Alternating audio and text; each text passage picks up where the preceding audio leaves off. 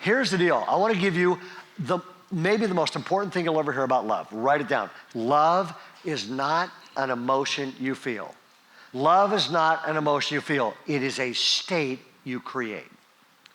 And if you don't believe that, are there some things that if you do them, love exits? Would you all agree? And here's the real key. It's James 5:16, and here it is. Write this down. Start with yourself. Start with yourself. The Bible says this, confess your sins. And he starts by going, it's got to be something, and this is embarrassing. Now, what the heck? Carol and I get married, and we're in Northern California, over above Marin County, and we're poverty stricken, and so we save up money and we go buy our first ever home, the world's tiniest home. And it's a brand new home, and I think we paid $71,000 for it, okay? And I'm a poverty-stricken youth pastor, and then because it was a brand new home, we got to watch it be built, all that kind of stuff. And the problem with this, we move into the home, and I'm going, it doesn't come with anything like drapes, okay? And so we're married about a month, and we're like, we got to put some drapes in this living room. And so, and the problem is this. Are any of you in here good at fixing things? You're just kind of handy. Any handy guys in there? Look at every guy except me. I grew up playing sports and not fixing a thing, okay?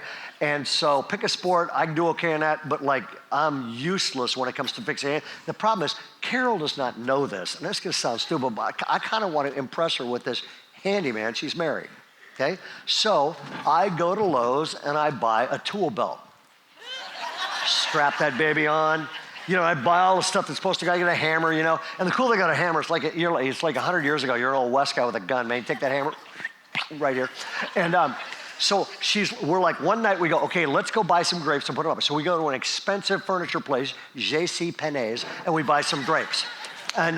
And then we come home, and it's like a Friday night, and about, I think, 7 o'clock, 8 o'clock at night, we start putting these things up. We bought the curtain rod. So I get up there, and I put the curtain rod up, and I just feel like this is awesome. She has got to think, I married this stud. He can fix anything. Ray's more handy than I thought. This is great, and he has a tool belt.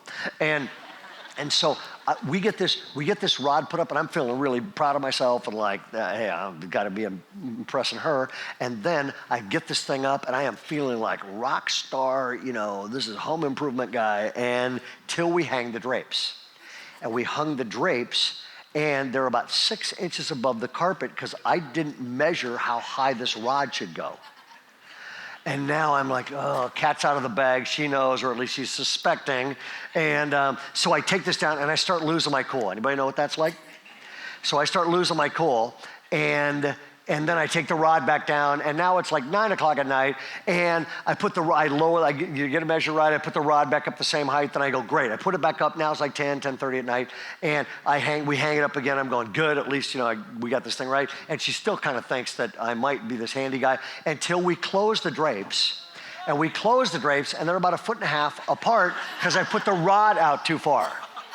And now I am just losing my cool, and I'm getting madder while we're working on this project. I take the hammer and I throw it down, and stuff like that. And about 11 o'clock at night, she goes, I think I'm gonna go to bed, which is Greek for I'm gonna get away from this jerk, okay? And because I don't wanna be here with this guy who's losing his cool. So she goes to bed, and I take this is I should probably not tell you guys this.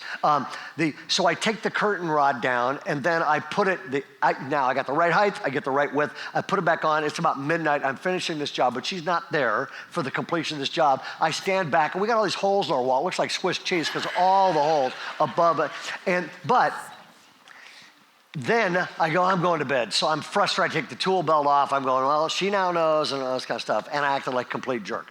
So I'm walking to bed, and my study was on the right in a different room. And I have a desk in there and the open Bible on the desk. And I think I should read the Bible. So I sit down, and I spend some time reading my Bible and just kind of reconnecting with God. And God speaks to me and says, you know, Ray,